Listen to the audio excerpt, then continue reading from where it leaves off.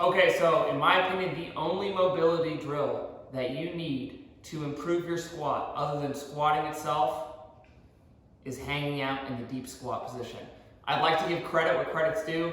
I first got this idea from Kelly Starrett, and it wasn't until I really just bought into it and started doing it 6 to 7 days a week, accumulating 10 minutes in the position, that I really started to see a huge difference in my squat, in squatting deep pain-free, which I've always had a problem with, and in my ankle range of motion, in my knee range of motion, especially my hip range of motion.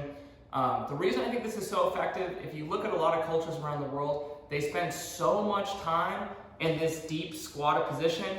A lot of times people go to the bathroom in that position, they sit in that position, they hang out in that position, they rest in that position, and a lot of the rest of the world does not have any issues with squatting deep.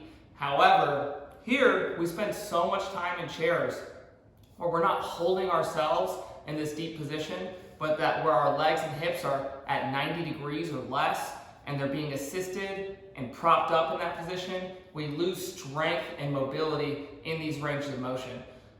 So all you need to do is find a way. I'd say in the beginning, start off with 5 minutes, and then work your way up to 10, and that's accumulated time. So you don't need to hang out in that position for just 10 minutes.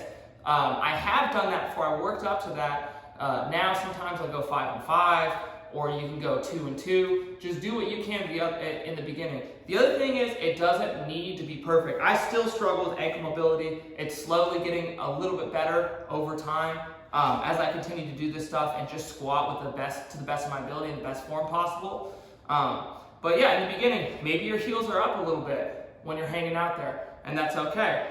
Maybe they're on the ground, but your back's not perfectly round. Again, that's okay. We're not loaded here. It's not like you have 300 pounds in your back. You're not gonna injure yourself by hanging out in a flex position with your spine. Your spine should be able to flex in that position. So sometimes it helps to just hold on to something right here, and you can even work on your ankle mobility by putting some weight on the knees right here, if that's something that you struggle with. You can hang out right here. I use the coffee table sometimes while I'm watching TV, or you can use a kettlebell like this is a good way to do it. You can work on prying the hips open. The elbows right here, that's a good way to do it. Work on having a proud chest, but basically just however you need to in the beginning, get into that deep squat. And then as you spend more time in that deep squat, you can start working on better posture, your depth. You can drive the hips up, drive them back down. Try to keep the feet relatively forward. I don't think that everybody should be squatting with toes forward. Everyone's hips are a little bit different.